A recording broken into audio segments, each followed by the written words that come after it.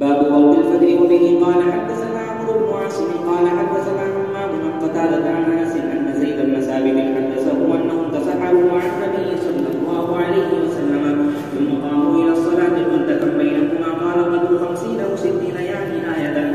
وبه قال حدثنا الحسن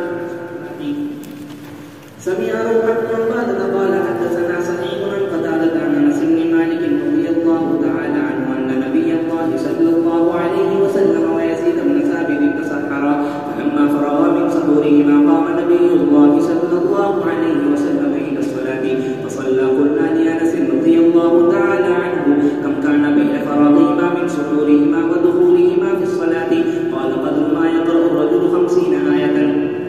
وبه قال حدثنا اسماعيل بن قيس عن اخيه عن سليمان عن ابي حازم انه سمع سهل بن سعد يقول كنت اتسحر في اهلي ثم تكون سرعه بي ان ادرك صلاه الفجر مع رسول الله صلى الله عليه وسلم.